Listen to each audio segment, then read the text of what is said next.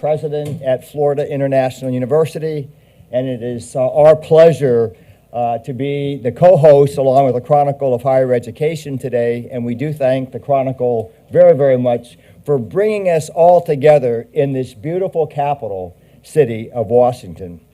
I also want to recognize and thank all of my colleagues, especially the presidents, chancellors, and key university leaders for joining us today. You are the reason why we are here, and you are the reason why we are going to have an amazing meeting with successful outcomes.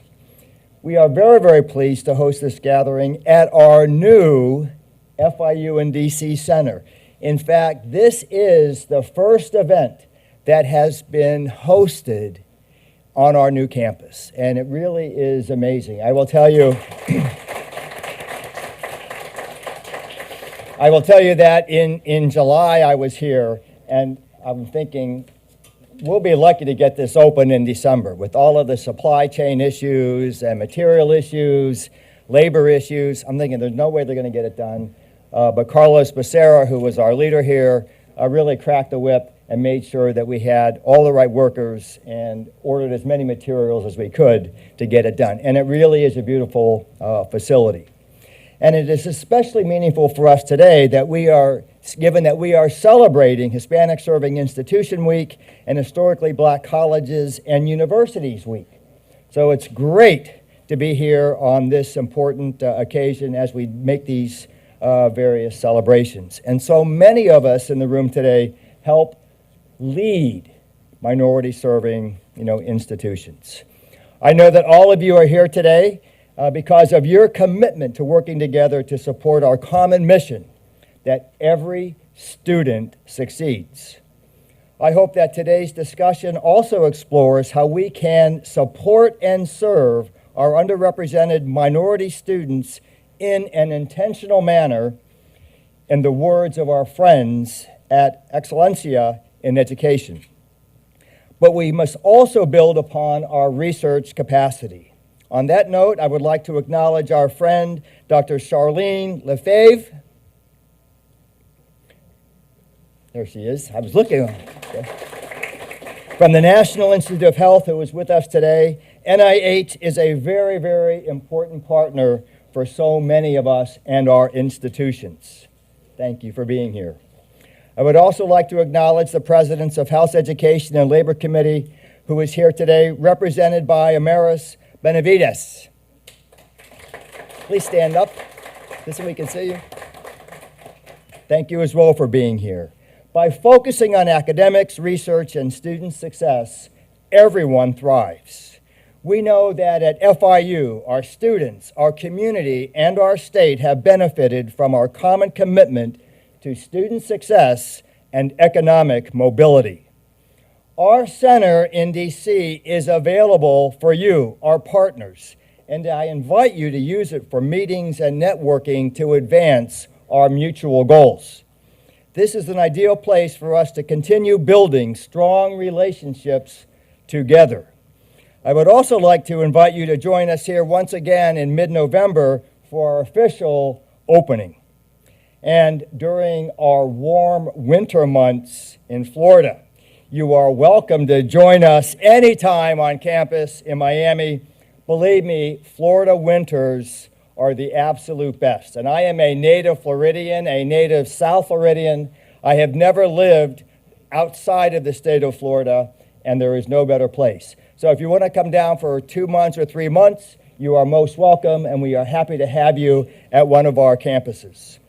This week, FIU celebrates our 50th anniversary. In fact, yesterday was the 50th anniversary of when we actually opened our doors. And on Monday, we received some very good news from U.S. News and World Report. I am very proud to say that FIU is one of the top 5 universities in the nation for social mobility. And that really, partners, is what we are all about as collective universities. FIU is a public R1 university located in Miami with more than 56,000 students, of which 65% identify as Hispanic.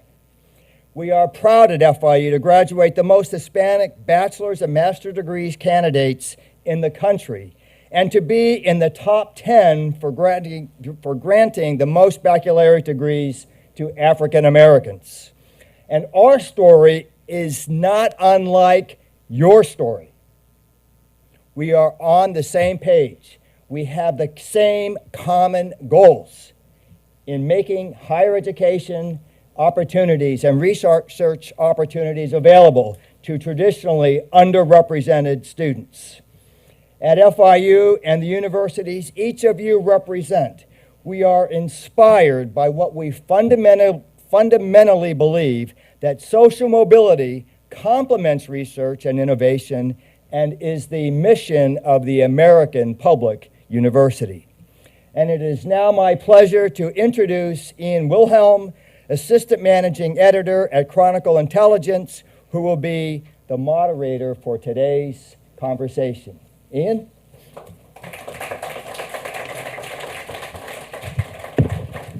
Thanks, Dr. Jessel. Appreciate it. And we certainly appreciate FIU's partnership, and congratulations on the anniversary. Congratulations on the space. And also let me say thank you for the Cuban coffee, which I enjoyed earlier. Very good to have an eye-opening for a coffee drink before we have a live event like this as well. I want to thank you all. As Dr. Jessel said, I'm Ian Wilhelm with the Chronicle of Higher Education, and we welcome all of you to this event to discuss a topic that really is perennial in higher education. That is, how do universities balance those two twin priorities, that is advancing their students to success, graduation and beyond, as well as making sure you're advancing research for the public good and for public knowledge. I would argue, however, that the pandemic has put us in an interesting moment here as we move beyond it. Hopefully, I'm going to knock on something and say hopefully we're past it. But in some sense, the pandemic exposed many challenges that universities face when it comes to educating their students in terms of making sure that they stay enrolled, they enroll in the first place. You've seen some challenges there. You've seen some new needs be exposed by COVID-19. And certainly, student success and the focus on it is going to become something that continues to be a huge part of higher education when it comes to how do you make sure those underrepresented minority students stay enrolled in your institution and whether they enroll in the first place.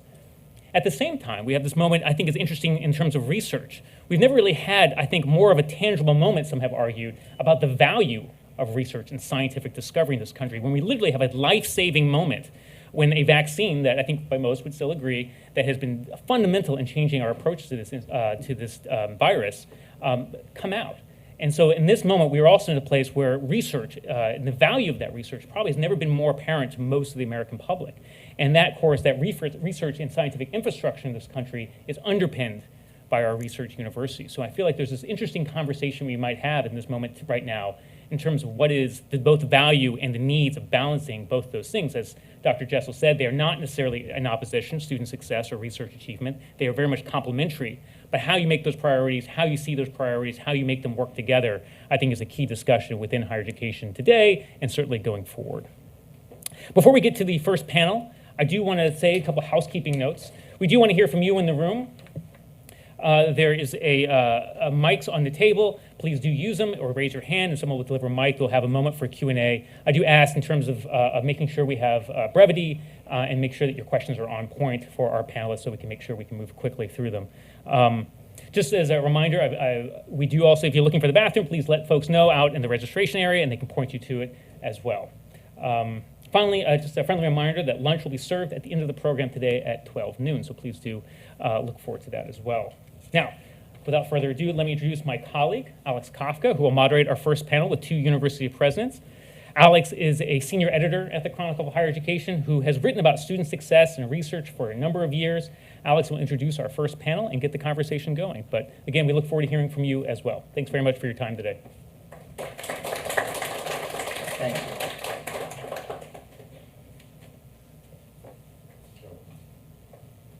I will come over here. I have which hopefully is on. Can you all hear me okay? All right, good.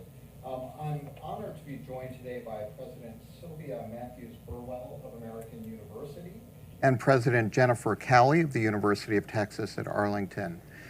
Time is short, and I could use up more than our 25 minutes just reading their CVs. I won't do that.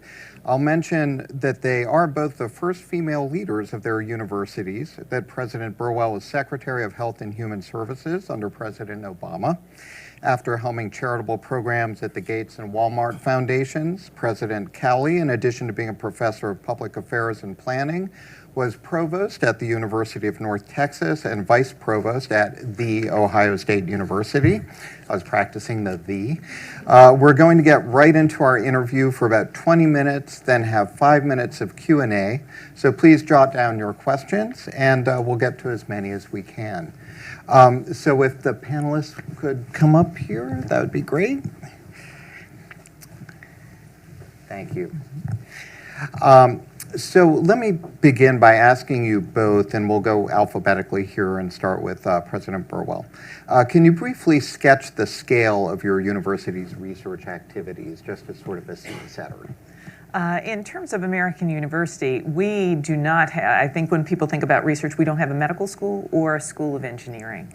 But our work in our research area is in the sciences in terms of biology, chemistry, NASA. We actually have quite a few NASA grants. This past year we received our largest, and for us it's our largest externally funded grant at $15 million from NSF on food sustainability. In the past years, one of our priorities has been growing our externally funded research, and we've doubled that in the last 4 or 5 years. So now we're going to be continuing to move on this, focusing on our research.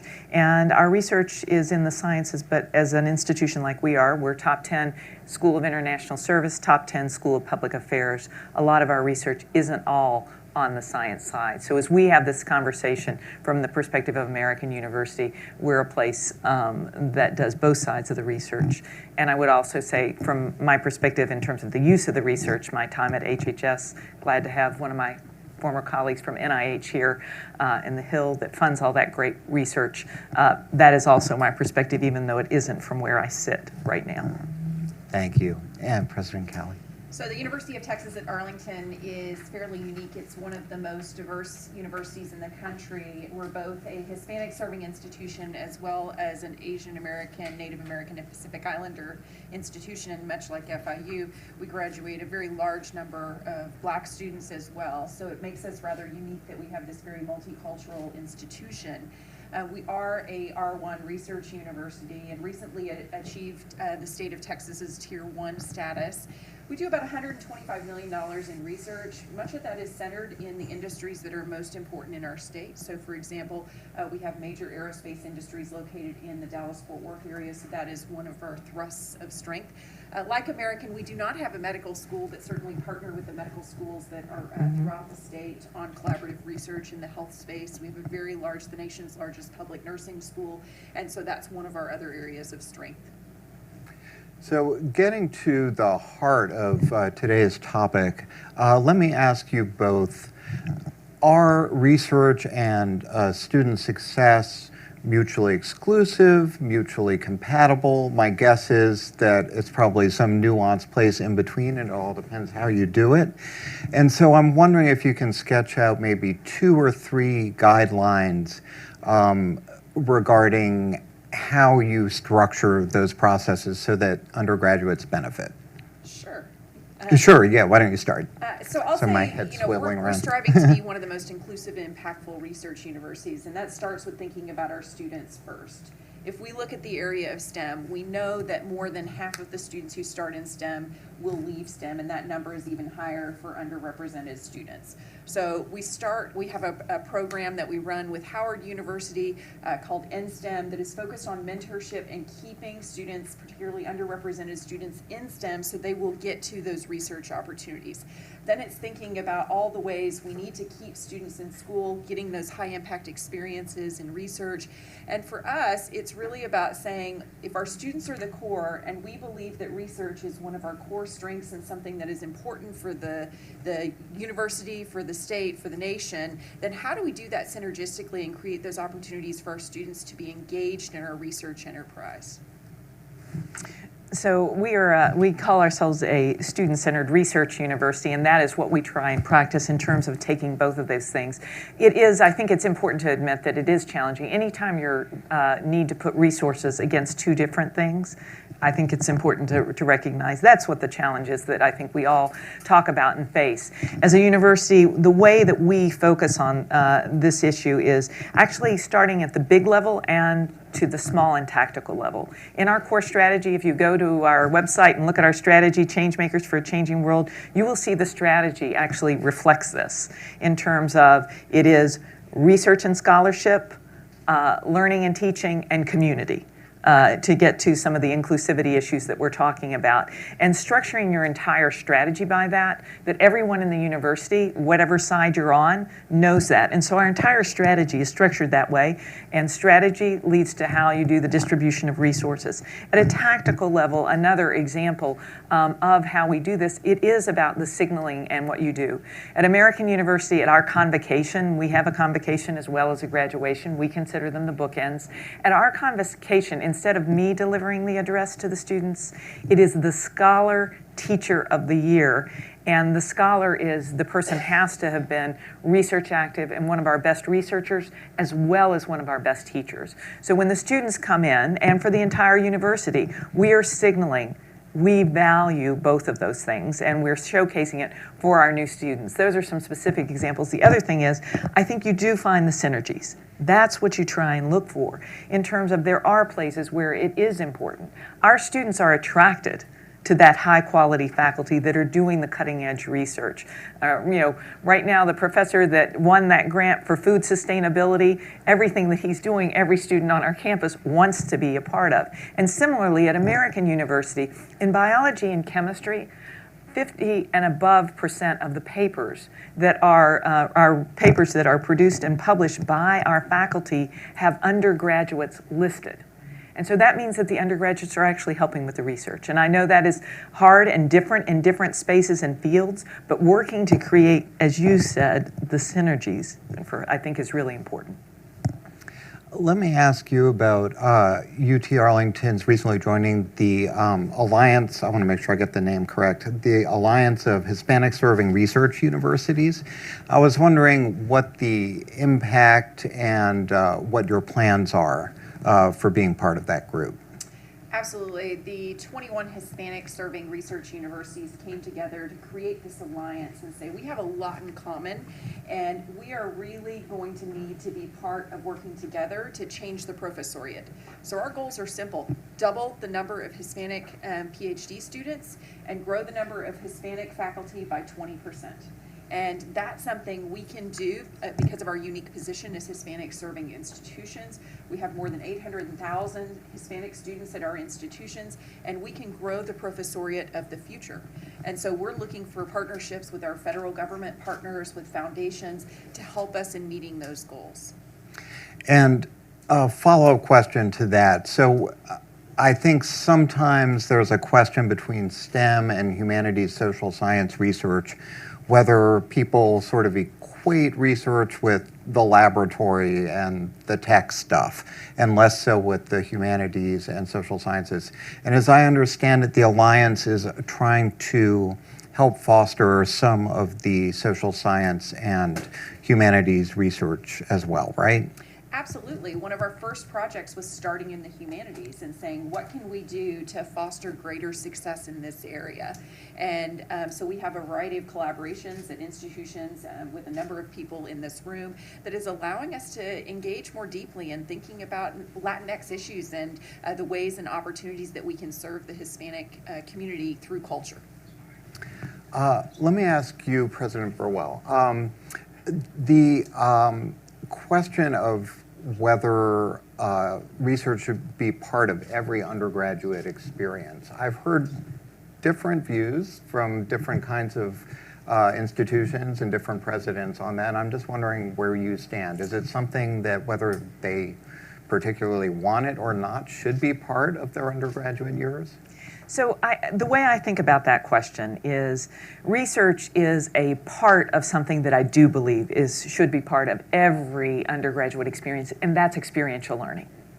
So experiential learning, I believe, is an essential part of the value proposition that we provide for the undergraduates at all of our institutions. And so experiential learning cuts across a wide swath. And this, particular area that we're discussing today, research, and when we talk about research in labs or research in communities on both sides, the humanities and in the labs, I think all of that, it depends on the individual student's needs, how you're going about that. Here in Washington, D.C., as a university, and a couple of my colleagues, GW, James Madison, you all know, being in these places, sometimes that experiential learning is very much about working in either business or government, NIH, in terms of what we have present. So I believe that it is an essential part, but I would expand. I believe research is just one subset, and that's about meeting the students where they are in terms of their needs. If you're in the sciences, let's get in those labs and publish those papers. We clearly believe that, as you can hear in terms of those publications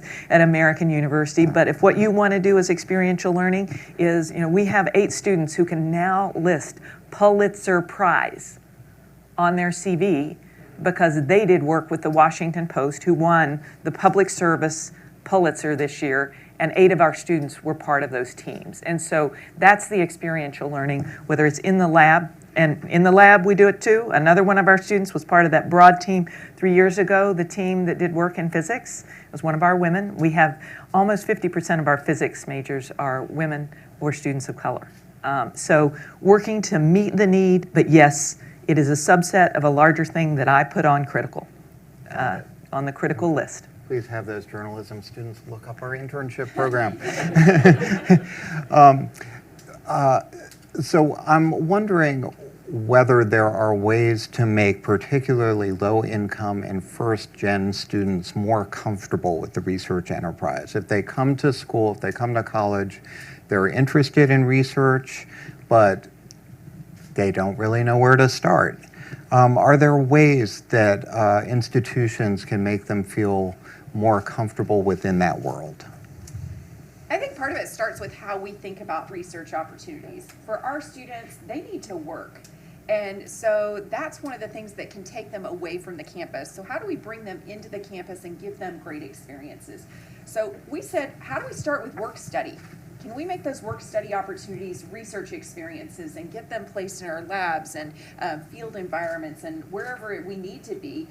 We can use that support as a way to say, hey, you need a job day one. We've got places to get you into our research environments. And so that's just one small way that we have changed our thinking about what it means to be able to truly serve our students and get them engaged in research environments. So I'm going to ask a somewhat delicate question here, but we are in Washington and we do live in a tense political environment these days. And I'm wondering whether you and your colleagues feel political pressures, political crosswinds in determining your research agenda and thinking about the research that you pursue. So I'd say I'm very fortunate in the state of Texas that I'm in a state that has a high value on research and has made very significant investments in developing research infrastructure. So from that perspective, we're in a very welcoming environment. Some of the social issues do become a bit more challenging, but we have academic freedom. We want our faculty to be pursuing the research that they find most valuable, and that's what we do. And you're not a public university, but you do have, federal research grants and that kind of thing, and your own experience in the federal government. So I'm wondering whether at AU you feel some of those influences. So I think those influences come in, and as many things, it's related to resources. In terms of what is funded or not funded and the support for the kind of research that you do. And what I guess I would say is in my current job, in my current role, what I work to do is think about how I support our faculty in solving the problems they're trying to solve. What they're trying to do is create knowledge to do that better. And it's my job as president to do everything I can to clear the path to make that happen. And whether that's supporting them in getting the externally funded research that we need to make that happen, or dealing and kind of threading our way through things when it is needed. In my old role, when I was secretary of HHS, what I would say is it was my job to try and prevent that. to try and prevent that kind of thing. I mean, NIH funding is always, always under pressure because people want their health issue to be funded. And so how you create processes that are independent to determine what is the biggest need for the nation is a really important thing. Or, I'll give you a very specific one that, is a place that gets to the heart of your question. The Centers for Disease Control have never been able to research gun violence. The funding doesn't, the funding won't come for that, and other funding will be taken away if they do that. And so the question, I think, is a very real one in terms of, and wherever you sit, I think, you need to do your best to either manage through or try and get us to all focus on what's the problem we're trying to solve and how do we get there. Thank you. We're already running a few minutes behind schedule. Ian, you can let me know if I need to cut it short, but let's go ahead and take some questions from our audience here. Don't be shy. If not, I have plenty more, but I know you've got some. President Burwell, you mentioned that at American University there's a message campus-wide about the importance of balancing research and student engagement and how faculty have collaborated with students in publication of papers and such. Has that found its way into the tenure and promotion process that recognizes that balance? It's interesting because I would say my answer to that would be we should and can do more and better.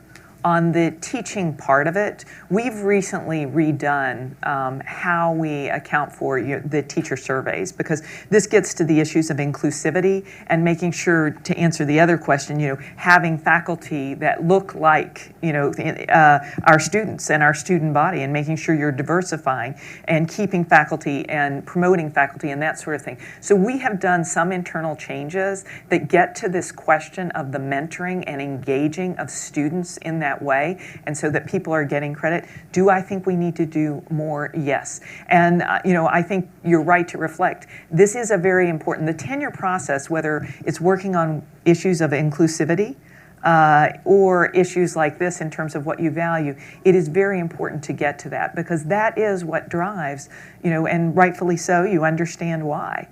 So many of our faculty's behavior. The other thing that does do it, though, is it is a cultural point in the schools.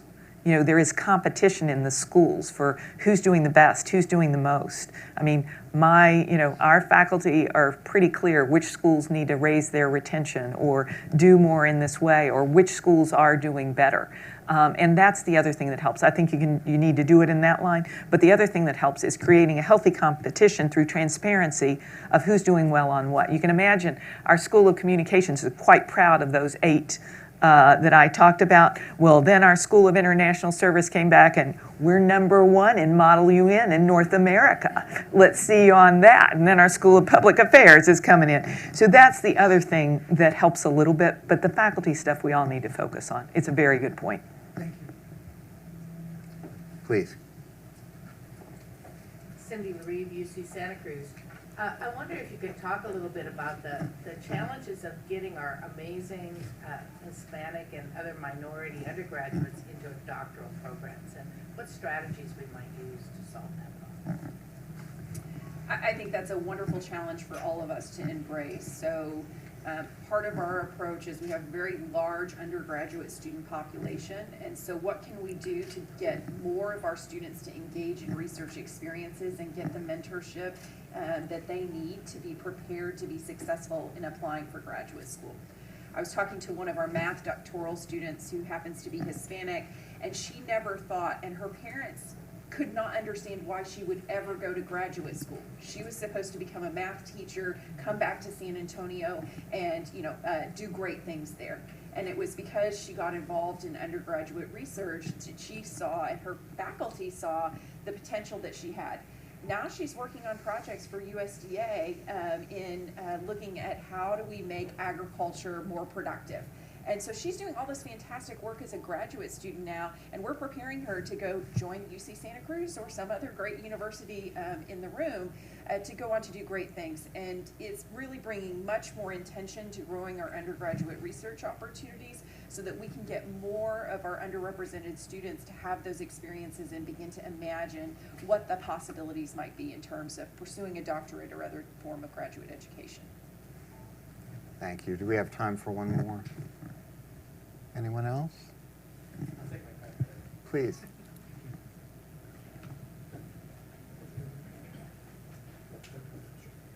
So my name is Fix. I'm an undergraduate right now at FIU. And my question mainly is what do you think can be done to improve student engagement when it comes to research? For me personally, I went into FIU, I was thinking, oh, I'm going to go law enforcement. The highest I could ever do was joining FHP. And through FIU, I networked and I met people, and I decided this is my passion. I found a program that I sadly can't talk about to conduct research with. But when it comes to student engagement, what do you think can be done to really, advertise and get people to come through the doors to learn about their research and find their passion?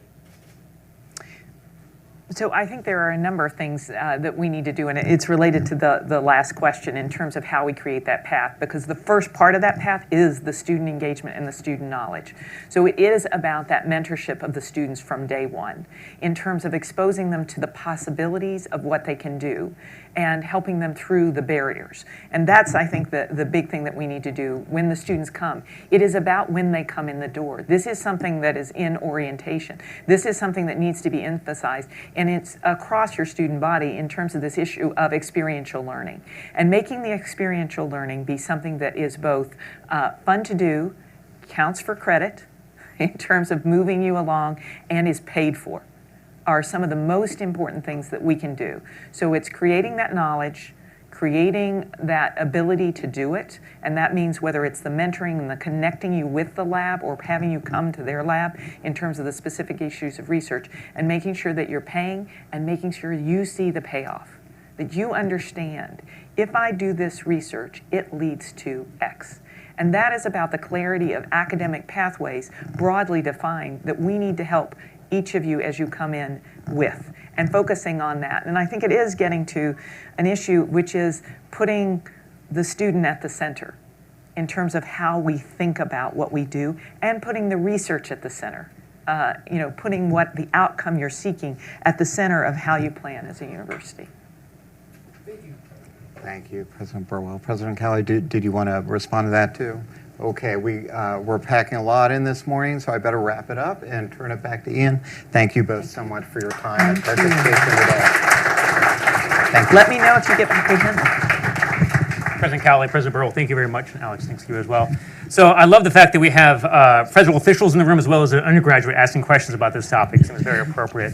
And we just heard from two university presidents digging into this topic, looking at the strategic issues, the resource issues, how these issues may come together in many ways. So let's take a little look and go down to a different perspective, and that is from the provost. So I want to help introduce here Elizabeth Behar, who serves as the interim provost, executive vice president, and chief operating officer at Florida International University. We're going to dig into the questions about how the provost sees these challenges and pick up on some of these issues we talked about faculty. So Dr. Behar, please join me up at the top. I am unmiked. Okay. I think the room may be I come small enough. with disclaimers, I'm fine.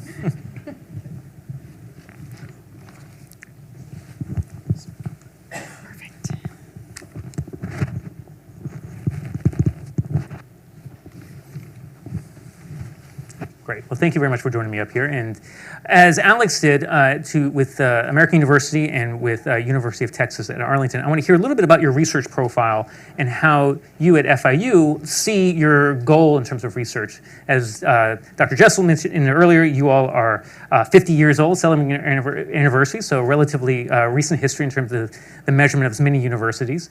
So how do you see your research profile within the state of Florida? Certainly. Well, thank you. It's a pleasure to be here with you all today. We actually try to not disaggregate our research profile from our university profile because it's all at one. And this was really about the integration. President Jessel spoke earlier this morning about our success in 50 years young, Ian. That's personal to me. I hear you on that. But really, what we talk about, so when we take a look back at our last 5 years at FIU, we have over $1 billion in research expenditures. We are the largest producer of bachelor's and master's candidates of Hispanics in the United States. Notice PhD is not there, but that is a goal. And working together with the HSRU, we hope to achieve that. We are top 10 producing in African American graduates, right? So that is part of who we are and part of the fabric. As we are 50 years young, we also have a very young medical school. So the majority of our research is in life sciences, social sciences, engineering, geosciences, and physical sciences. So that's where we are. Last year, we anticipate just over $250 million in research expenditures and one of the largest, fastest growing research enterprise institutions in the nation. So we're very excited about that. How we translate that to Florida is we have grown up as an institution, much like many of the institutions here, with our communities. And so that development is not only organic, but it's solution-centered.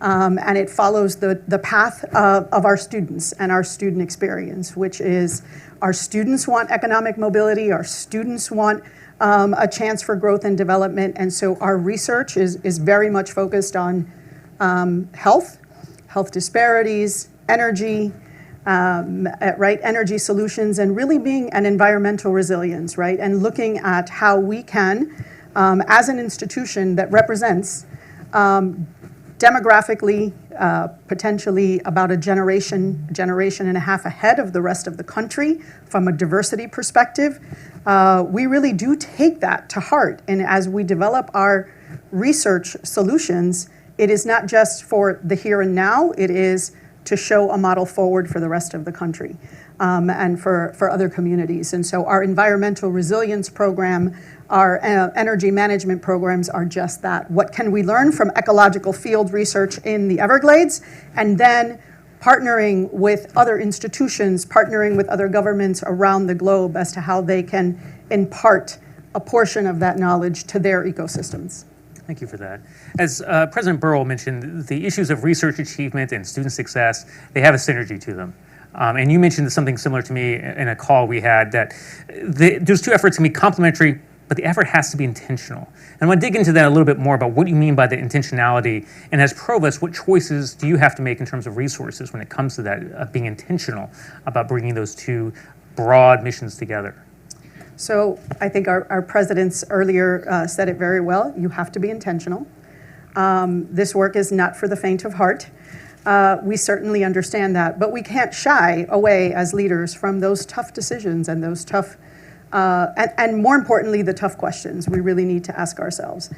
We have some really good models that we have developed over time to balance smart investments, smart growth, right, smart research, and how we tie. So for example, we have our STEM Transformation Institute that at a strategic level, as one of the presidents noted earlier, was very focused on how we improve STEM education, right, the teaching and learning process, and how that can actually intentionally curate pathways into a research pipeline for students, and how we can intentionally incentivize faculty to ensure that they have undergraduate students on their research grants inside their research labs, right? And so really focusing on ensuring that our researchers and our teaching professors and those who are combined are really focused on and understand the university goals and objectives. Let's dig deeper into that, because I also want to pick up on this question that we had earlier about working with faculty on this. And as a provost, that's one of your primary responsibilities. And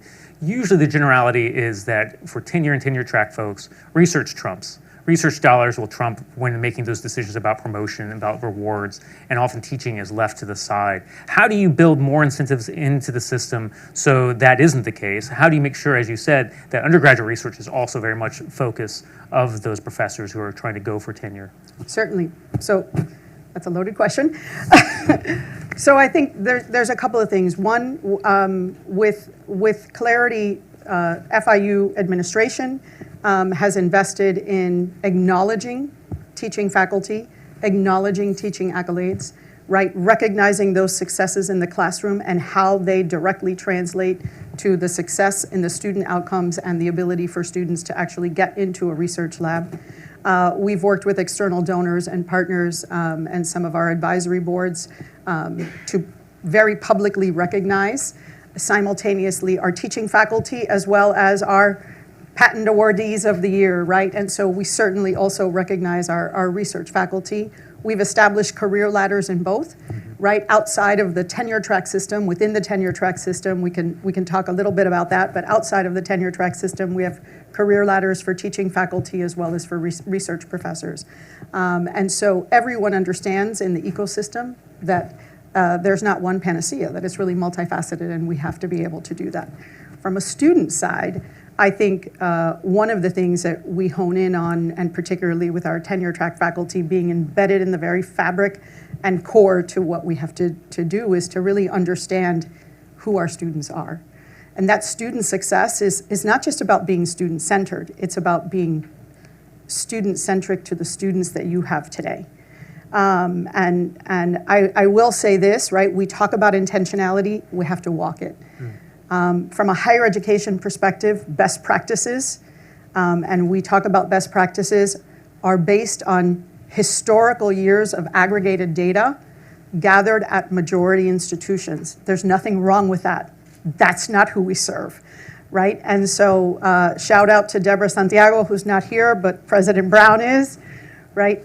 We talk about evidence-based practices, which takes those best practices, because we walk best practices and excellence, and really say, how do we tweak them based on the culture, the ecosystem, and the fabric of who we are as students, and use evidence-based practices by what's happening today. As I said, FIU is a generation and a half ahead demographically, economically. So what does that mean? I'll give one example, if I would, Ian. During the pandemic, I had a student reach out to me and said, I'm a senior. I'm applying for graduate school. I don't have the ability to draft a letter, to ask a faculty member for a letter of recommendation because all my classes were online, right? That was just evidence of the fact that if we don't curate pathways for our freshman students, we know their profile, we know, as President Crowley said, we know they have to work. We know that oftentimes they have to prioritize potentially working or other responsibilities in exchange for experiential learning opportunities. They shouldn't have to make that choice. We have to make sure that we're building in those experiential learning opportunities into our students' fabric, into that 4-year, 120 credit experience. We have to curate pathways. We know if our students are first generation students, whether they're Asian American or Black or Hispanic American, we know they don't come with the societal and social network and the capital to understand what happens in a research lab. So how are we embedding that in our freshman experience, not with 5 minutes, but with real intentionality about the programming that we're doing that really sets apart an intentional, curated pathway from freshmen to sophomores so that by the time they're juniors, they can actually apply to work in someone's lab. When we look at our highest producing faculty, from a research perspective, they have a pipeline. We have to break into that pipeline. They do have a pipeline of students, and how they've always received students is how they've always received students. And so if we want to make change, we have to design that intervention there with intentionality. I talk to lots of faculty or lots of institutions, and they say, we have REU, we're good. And I say, really, take a look at your data. You're kind of doing the same thing you've always done. And so how do we inject ourselves in that is with some of that, right, that strategy and tactical approach that the president spoke about earlier. And speaking of sort of that tactical approach, I want to get back to the point you made about various tracks for the faculty, because this is something we were watching at the Chronicle with interest and see it as something of a growing trend in terms of creating different tracks, not just the traditional track in terms for tenure faculty or for other faculty. So could you just describe quickly just the different tracks that you have established at FIU for different types of professors, different types of instructors. Absolutely. So it's all hands on deck, 56,000 students strong, right? A few thousand faculty. And so we want to certainly leverage everyone's strengths. We have research tracks from assistant, associate, and research professors who are dedicated to the research and have more limited expectations on teaching and service. And likewise, from a teaching professor track, assistant, associate, and full teaching professors who are dedicated to the teaching enterprise. But that does not mean that they're necessarily siloed. It means they're honed in on their areas of expertise. And then with intentionality, the departments and the department chairs really work together to make sure that one understands the other, right? And in the middle stands our tenure track faculty in the middle of that group. And they're really the core and the essence of the American Public Research University, no doubt. That's great. Thank you, Dr. Behar. Any questions for Dr. Behar before we take a quick break? Please. Thank you for being here. You spoke a little bit about how you prepare students for the research environment, particularly first gen and students of color. On the flip side, how do you prepare faculty for those students coming into their labs, strengthening the pedagogical styles that they're using, and then assessing in order to ensure that the experience is actually equitable and that they're not just going through the motions in order to complete? That's a great question. So one, I'll give the answer that tugs at my heart is that at FIU we have faculty who are there because they want to be there and they want to teach the students that we have. So that's an easy win for me. But we also work at it really hard from a pedagogical perspective, from an educational perspective. And one of the things that we did in creating our first, and we're badging students, right? We're providing micro-credential for students so that they understand that they actually have a skill set, that they didn't just walk out of an orientation program, that they can advocate for themselves, that there's certain competencies that they are now better prepared to do. And we actually have, by design, some of those faculty researchers in that badging process. So the faculty come to understand and get to know our students prior to actually being in the research lab with them. So they're part of the process, and that's working. Any other questions? Please. We've only talked about faculty. What's the role of staff in this conversation and the things that they do and the way you think about their role? It's critical. That's not the best answer, but it's the truth and it's the lifeblood, and particularly at institutions that are working like ours to really raise the level of support for our students. Right, that's what our students don't come with. One is those experiences and those support systems and those structures. So be they support staff in an academic unit in a college. It is really critical for us, for me, as you can tell here, to over-communicate, right? And so we do have an operational philosophy. I think the president touched upon it a little bit earlier, and she talked about strategic to tactical. We talk about central coordination with local deployment, which is not, Elizabeth is a micromanager. It means that, right, the Office of Academic Affairs is really laying out the ecosystem and providing clarity of everybody has a role in the graduation of our students, in the celebration of our success of our research, and in the excellence that we provide. And so for our academic advisors to understand that role, for our support staff in academic and student affairs, in IT, in external relations, they all have to really understand the role that they play and how they are pivotal in really achieving those successes. And I think that over-communication helps for buy-in, and certainly we very much so focus on supporting our staff and recognizing their successes as well, and recognizing that our institutional success is embedded in their success. So thank you for that question. Other questions? Well, Dr. Behar, I really appreciate your time right now, and I thank you for all your insights. We're going to take a quick break here and come back at 11:20. Please help yourself to some coffee. Please help yourself to talking to other folks as well, and we'll join and continue the conversation with two vice provosts of research and with my colleague Alex Kaffa. So thank you again for joining today, and we'll be back in a few minutes. Thank you, Ian.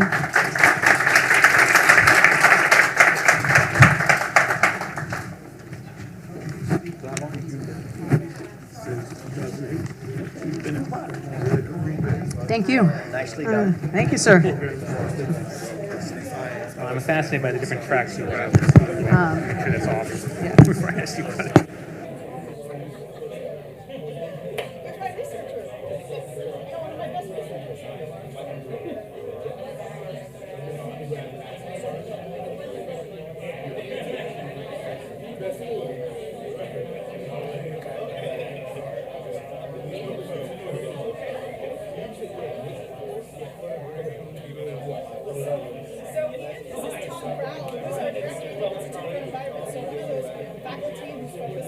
Environmental resilience and developing research and engaging students. Professor Todd Brown.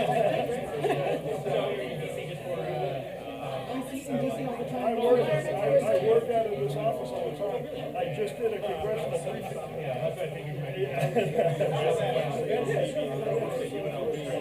Yeah, I don't have a card with me,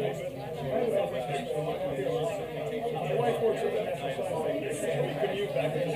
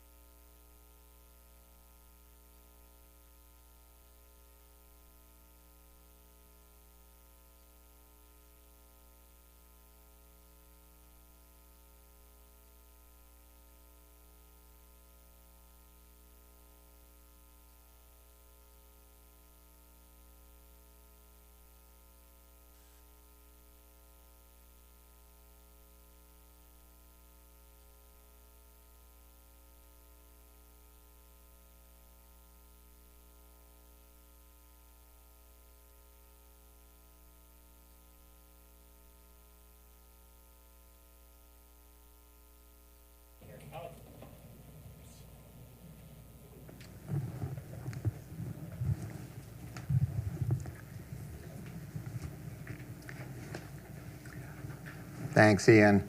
It's an honor to introduce Dr. Willie May, Vice President for Research and Economic Development at Morgan State University, and Dr. Sriram Rao, Vice President of Research and Innovation at Virginia Commonwealth University. Come on up if you would, please. Again, I'd gobble up all of our time if I told you about all of these gentlemen's accomplishments. I'll mention briefly that Dr. May, a much honored chemist, served as director of NIST, the National Institute of Standards and Technology, and was also under Secretary of Commerce for Standards and Technology. Dr. Rao, during his 25 years of research and administration, has published some 90 peer-reviewed papers in his field of pathogenesis and allergic inflammation. As with my earlier chat with Presidents Burwell and Cowley, time is tight here, so the panel will be about 20 minutes, followed by about 5 minutes for audience questions. Dr. May, let me begin with you. You've had an illustrious career, as I've just mentioned, and we've talked, and you were telling me about how you came to Morgan State partly out of a sense of its mission and your deep commitment to its mission. So unlike a lot of universities with huge endowments and mega resources, you and your colleagues are intent on giving students research opportunities with something of budget constraints. And I'm just wondering if you can share a little bit how you view trying to give them a good immersive research experience given those resource constraints. Okay. Well, first of all, let me say something about Morgan State University. Morgan State University is an R2 university in northeast Baltimore, who has the audacity to think that by the end of this decade, we will be a Tier 1 research university. We have 9,700 students. We had around 8,000 when I arrived 4 years ago. I guess that growth is due in part to the post-George Floyd experience and the fact that post-pandemic, quite frankly, students are tired of being with their parents and parents are tired of being with their kids. So we've been the beneficiary of that. We have so this is our highest enrollment in record, and we hope we can sustain that. We have a rapidly growing research portfolio. We don't have a med school. However, the Maryland School of Osteopathic Medicine will open on our campus in the fall of 2024. That will be a privately funded institution, but will be located on our campus, and of course we'll be establishing a number of collaborative programs with them. We are proud to say that we are nationally ranked in providing African American engineers. I guess we are perennially 1 or 2 between us and North Carolina A&T in providing African American engineers. We are number 1 in the state in a number of areas, and we take pride in that. We've been very successful here, recently with working with the governor, past governor, current governor, to have a number of research centers funded. We've had recently in the last 3 years support to establish research centers to address cybersecurity. We have a cybersecurity policy center. We have a center on urban crime reduction, a center on urban health equities, a center on equitable AI and machine learning, and a center on data analytics and sports gaming. All of those are endowed with base support for those centers in perpetuity. And we're using those to try to grow our research base. Research at Morgan has been somewhat of a challenge, at least from my perspective, because when I arrived, I found that we had all of our faculty doing 4-4, And then at the same time, I'm asking them to step up your research game. And if they were successful, they felt that they were being penalized. That I get this grant, I have to execute that, but I still have to teach 4-4. Fortunately, with these new research centers, we get between $2 million a year and $3 million a year, each one of those in perpetuity, and a number of new faculty lines. And in those centers, we are making those multidisciplinary centers. For example, using the one on equitable AI and machine learning, we'll get 14 new faculty lines.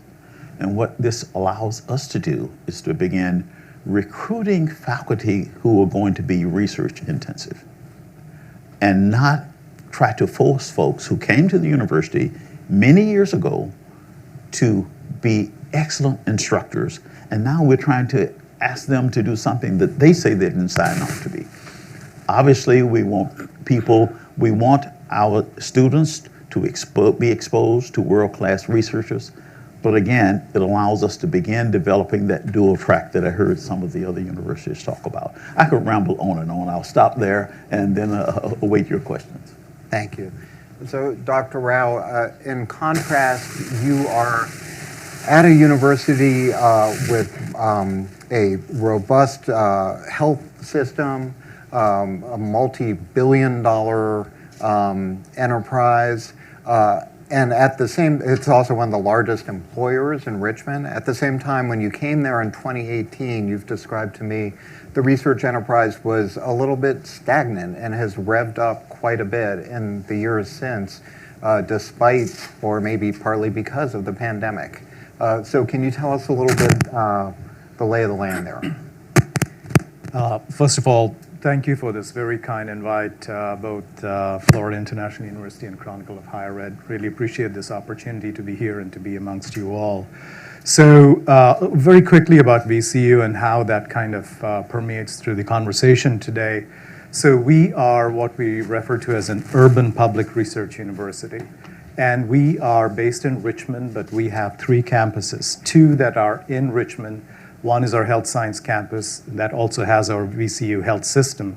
And the second one is on the Monroe Park, which is our STEM-based and business and education. And a third one that's actually in the Middle East. It's in Qatar. So all said and done, we're about 29,000 students, 2,500 faculty, and as you said, one of the largest employers. So having a president who oversees the entire One VCU enterprise is a huge advantage for us, that we are able to better do things together. So from a research standpoint, we are one of the fastest growing actually universities.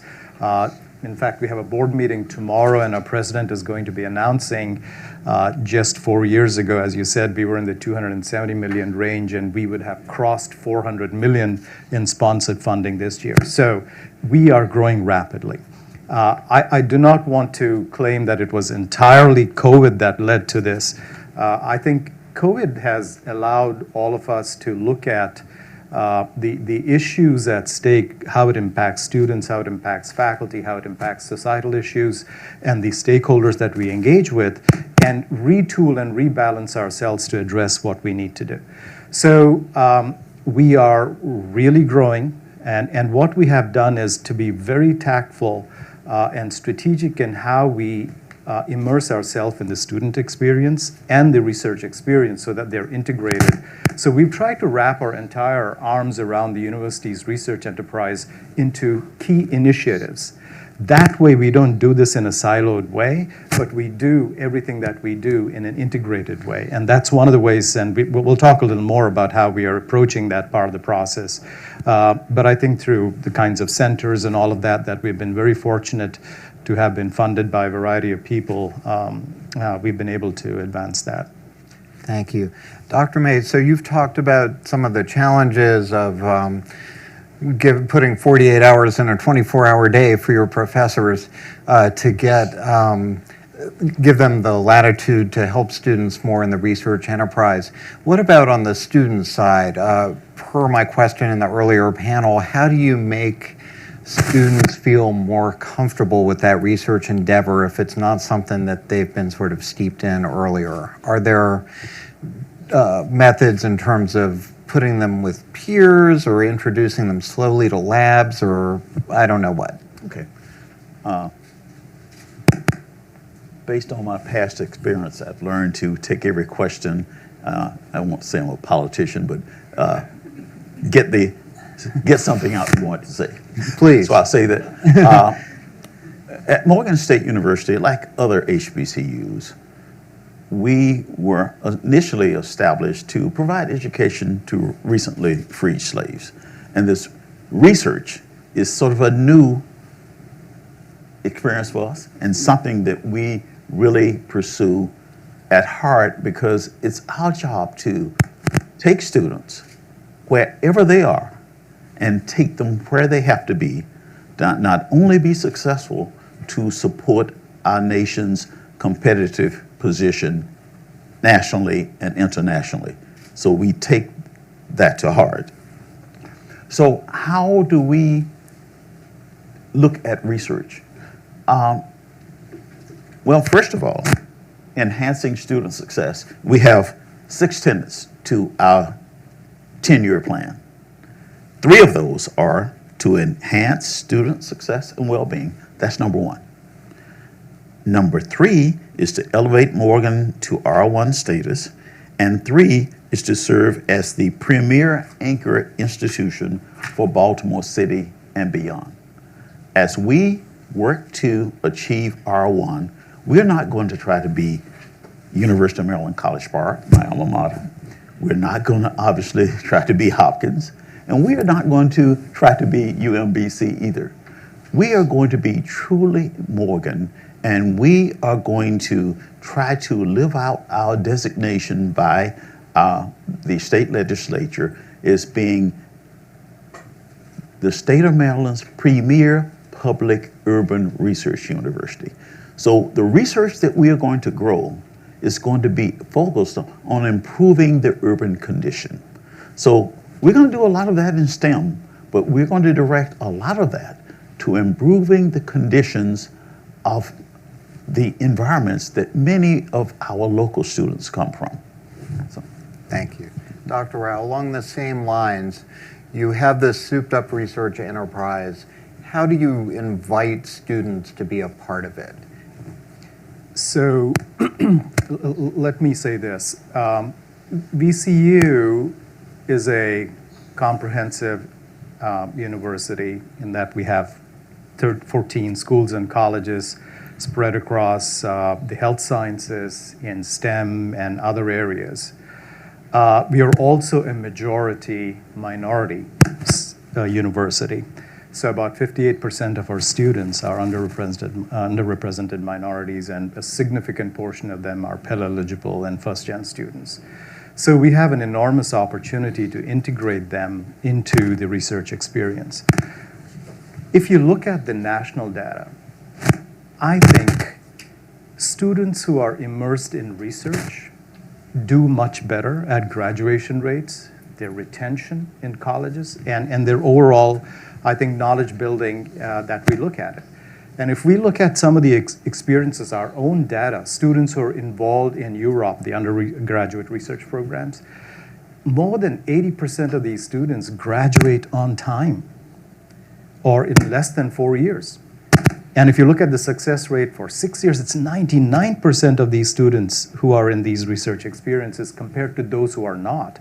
So how do you take that kind of information and permeate it to rest of the students, especially low-income students who are kind of reticent to thinking about research? So I think we have to bring the research to them. So one of the ways we are doing that is, so we have a number of funding opportunities for our faculty, millions of dollars that we have just invested across disciplines in biomedical sciences, in social justice and equity, in environmental and energy, and in education and pedagogy.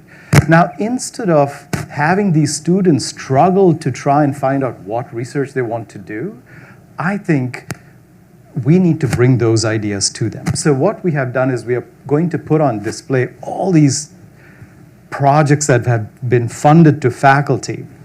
And now allow these students to pick and immerse themselves into these existing projects. So it is a lot easier for them to find projects of their interest and immerse themselves into that and actually fund these students to actually embrace these projects. So I think these are all things that we need to do. And the other part that you asked is a very vital one.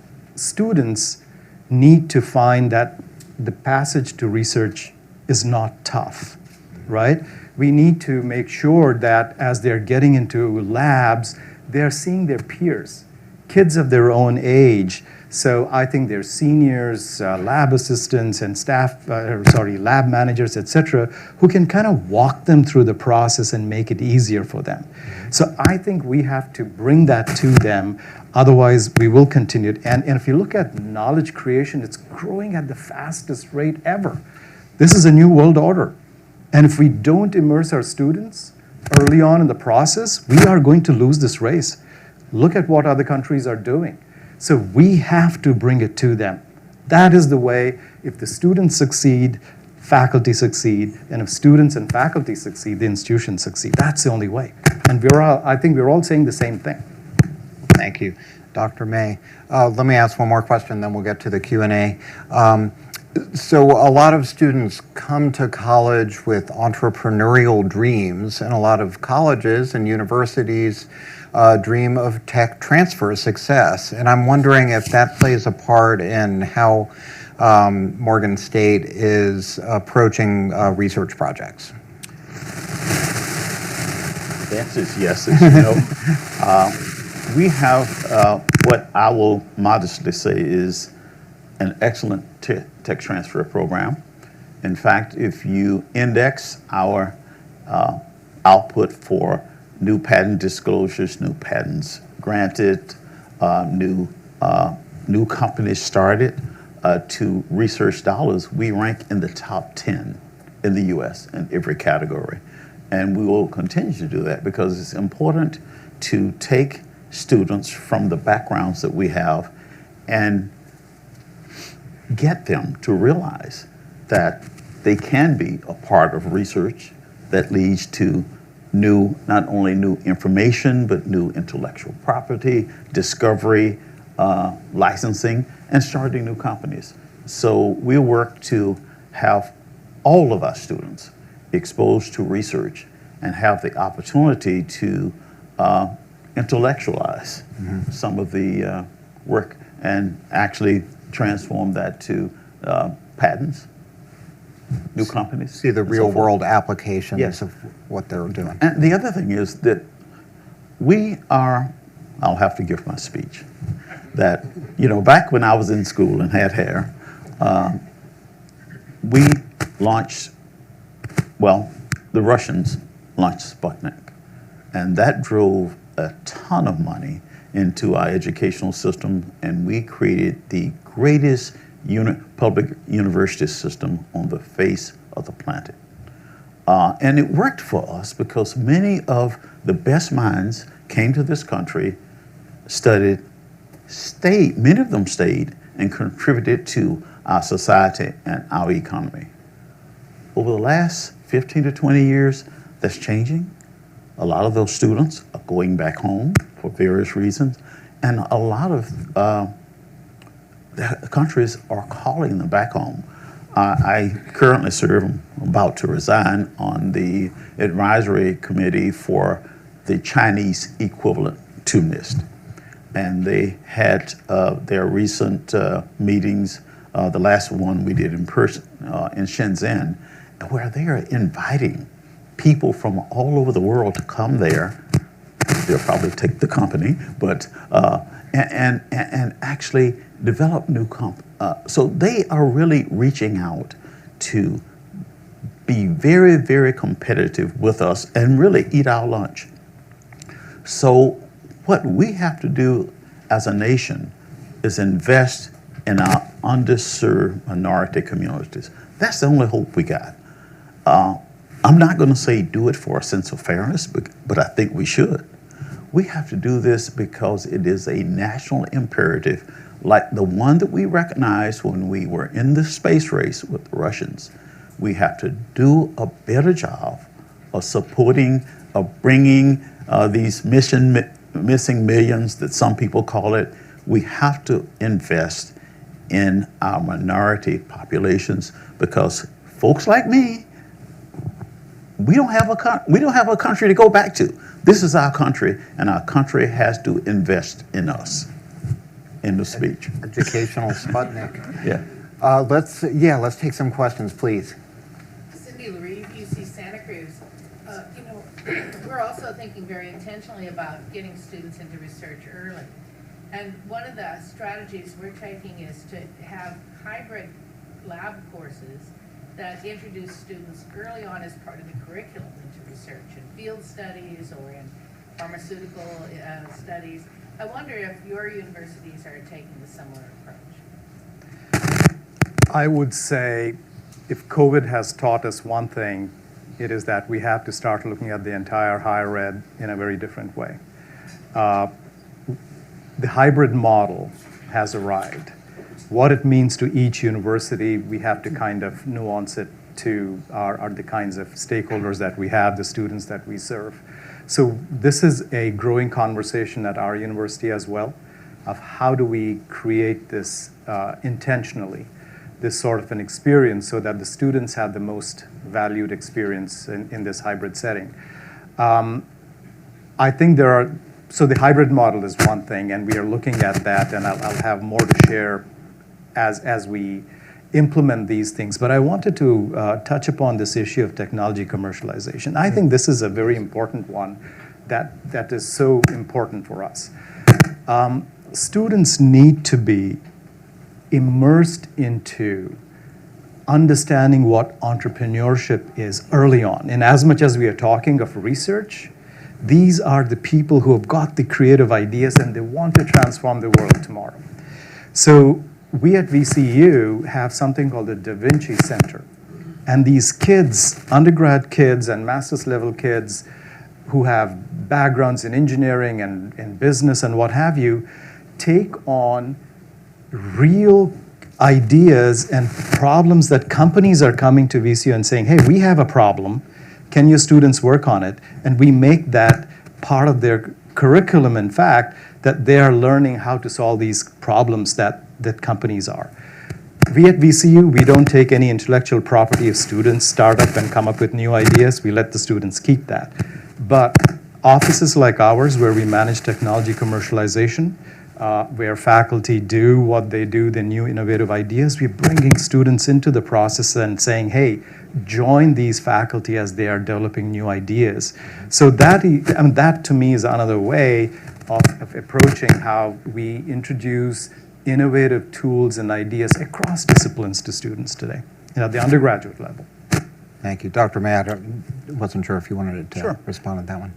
We have a goal of trying to expose each of our students to a research experience. Obviously, we are not successful at that because they all don't want to, but we're working out to do that. And one of the new experiences that we are just bringing online this year, we have a facility in Southern Maryland, about 90 miles from the main campus, called the PEARL, the Protection Environmental and Aquatic Research Laboratory, down in St. Louis, Maryland. And we are launching this year a semester at the Bay program, so that we are actually going to allow maybe 15 of our students to spend an entire semester down at that laboratory taking all of their courses. We're also coupling to that, with the help of an earmark that we recently got from the Maryland delegation, a summer at the Bay program where we can expose inner city Baltimore kids with actually going out in the field and doing research, so they understand that it's not abstract and it's not something that's unrelated to them. It's things that can be fun and take them to go places that they never imagined. And I use myself an example of that. Growing up in Birmingham, Alabama, back in the late 50s, 1960s, I never would have imagined that I would have been a Senate-confirmed political appointee and actually represent this country, traveling with the president, the president science advisor to over 50 countries, talking about the U.S. and our value in research, the research that I've done. I never could have imagined that. And if I could do it, they can do it too. So you share that message. The research took you there Yes. to all those places. Yes. We're going a little over, but let's try to get another couple questions if that's all right. Yes, please. I've been only pretty talks in the past. Question for Dr. Ming. You talked about having to convince faculty members maybe traditionally focused on instruction to be more engaged in research. What your message to them, both at a practical level and what incentives are maybe offered, but also maybe at a philosophical level. The connection between the role of instructors and research. I hope I turned it on. So what incentives are you giving to faculty to be more engaged in research? Well, Anything you traditionally adopted? Well, one of the incentives will be my full support and assisting them to do that, rather than penalizing faculty by saying, we want you to get in research, but you still got to teach 4 courses every semester. We are using the opportunity of these new research centers that we're bringing on, and we're going to be actually bringing on 100 to 150 new faculty over the next 5 years.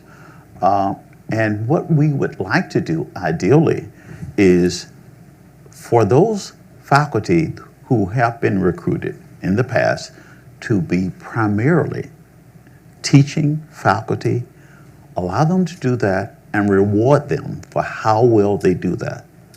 And for the new faculty that we're bringing in to be researchers, actually provide them the infrastructure, the release time to do that. So basically, someone earlier talked about having these dual ladders. We're going to try to implement that as best as we can.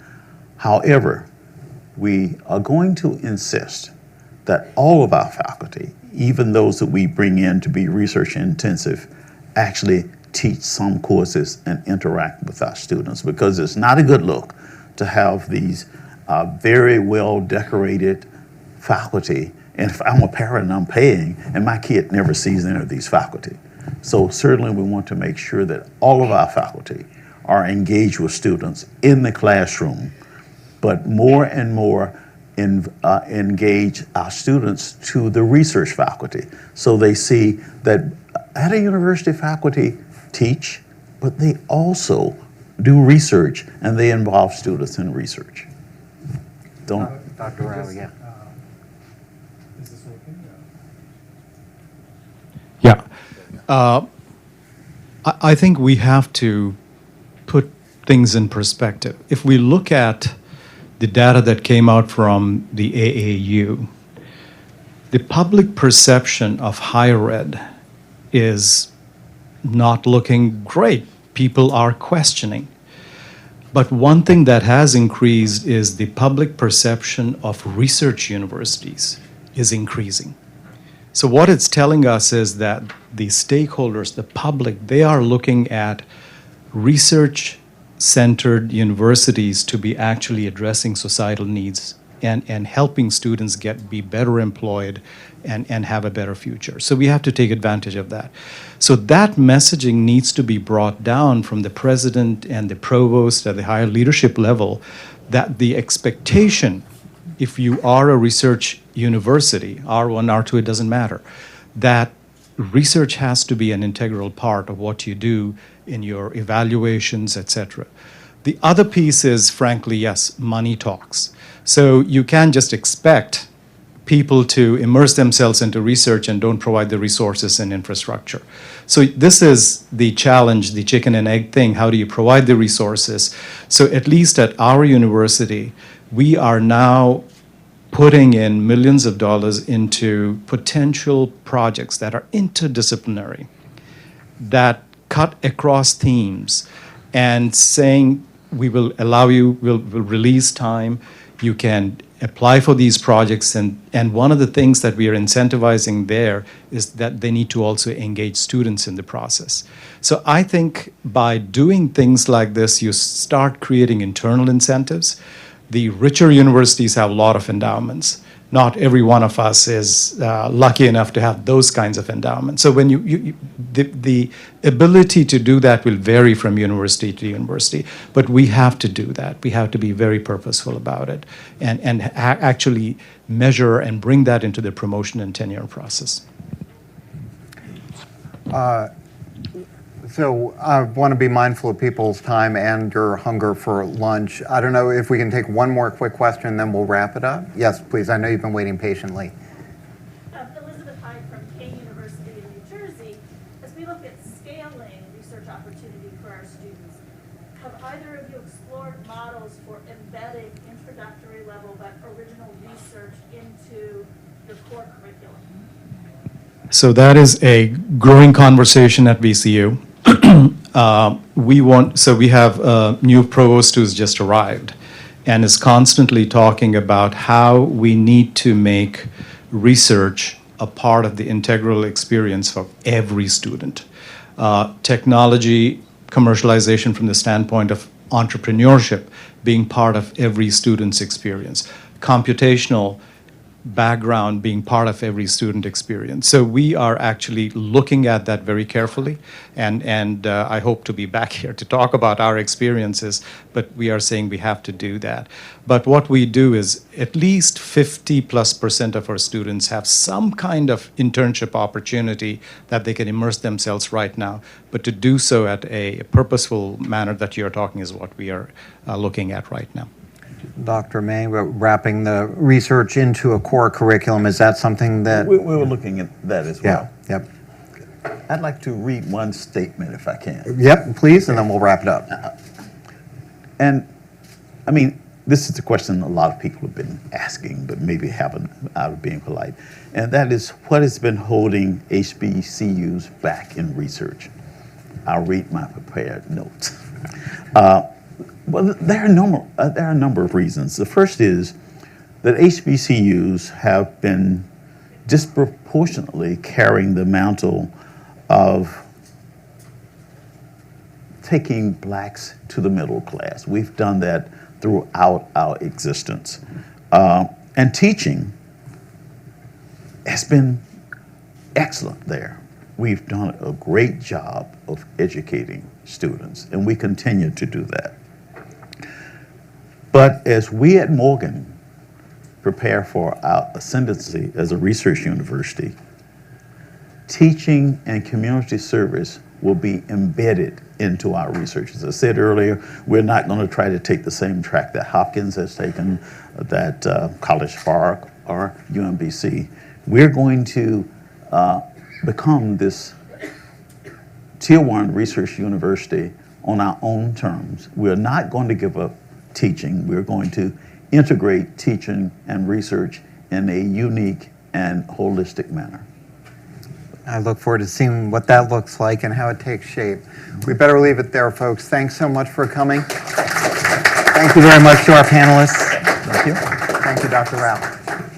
Quickly want to say to everyone, thank you very much for joining us today. I do want to have some closing remarks from President Jessel from FIU, but again, we do have lunch available after this, so thank you again from the Chronicle for being here today. We do appreciate it. A lot of them are going to look like me, but not all. Thank you very much, Ian, and thank you again to our panelists and our moderators, and for all of you in the audience for the great questions that you asked. I mean, this really has been a remarkable dialogue, and you know, as I'm thinking about everything that was said during our 3 sessions, I'm convinced now that the title of the program should have been Achieving Student Success Through Research Excellence. Research and student success are not mutually exclusive. Research helps us be better teachers, and research helps retain and graduate students. And I think the interactions that we have with our students makes us better aware of the problems facing society and helps us become better, researchers. So they go hand in hand throughout our institutional efforts of academic excellence. And I also think we have to be very intentional in what we're doing. We heard a lot of very, very good examples today. Let's face it, it's not going to happen by chance. We are not going to achieve our goals by doing the same old things. Dr. Ra mentioned, how quickly knowledge is increased.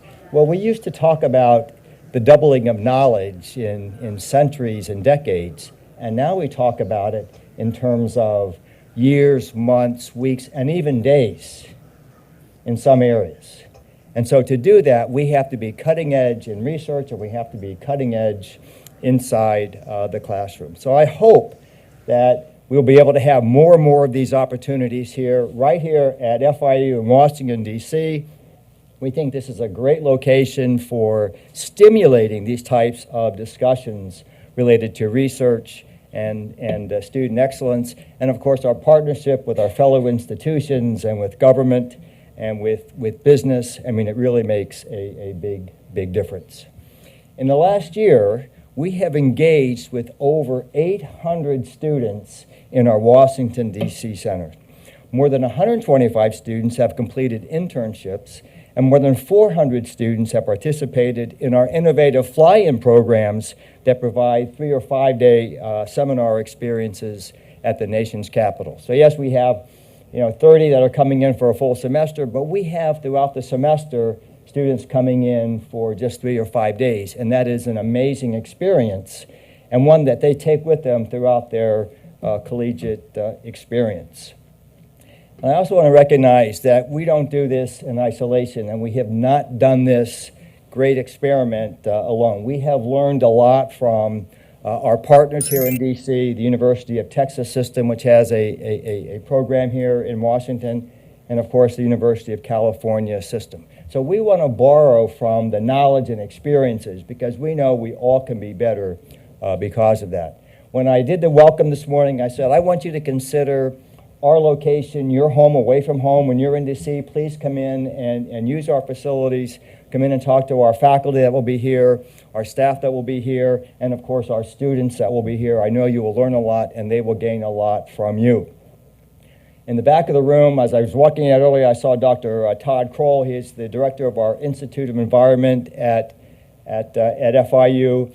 Dr. Burwell mentioned in her opening comments, at our freshman convocation, I don't even give the convocation address.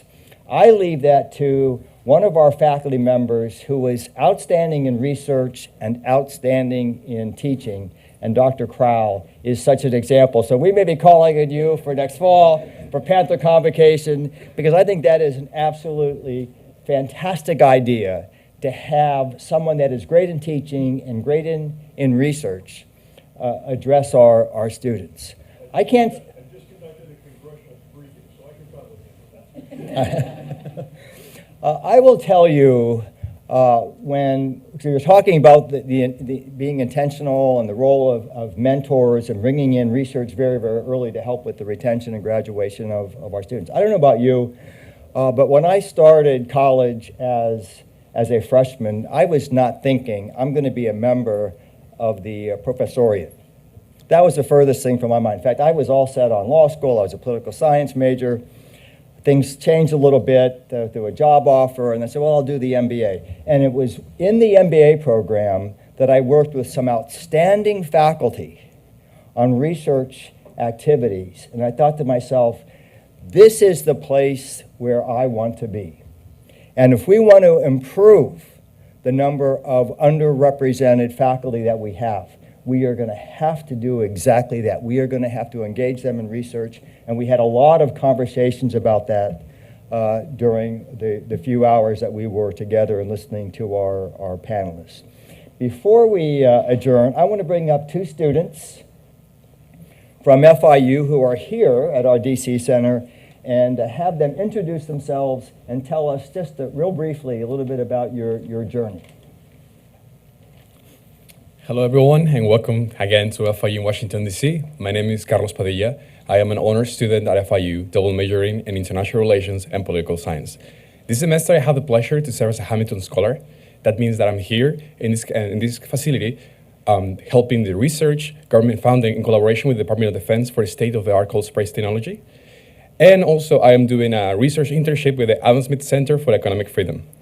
It's been a very grateful experience to see all of you here in having the topic of student success and research advancement, I want to invite you to come back this evening at 5. We have something that we call the Talent Lab. It's going to be a panel discussion that explores intersection of federal policy and private entrepreneurship, as well as the role of effective and inclusive STEM education. We're going to have a very interesting conversation with Brookings and national academies, so please come back. Thank you. That was great.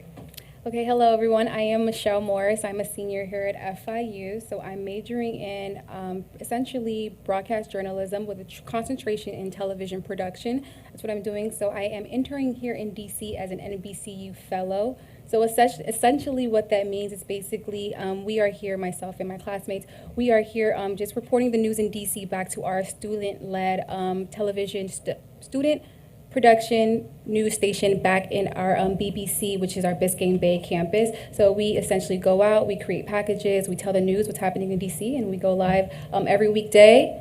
If you guys want to watch, it's sfmn.fiu.edu at 9:30 a.m., and that's what we're doing here. Yeah. Thank you. And we all have such amazing students. These students are our future.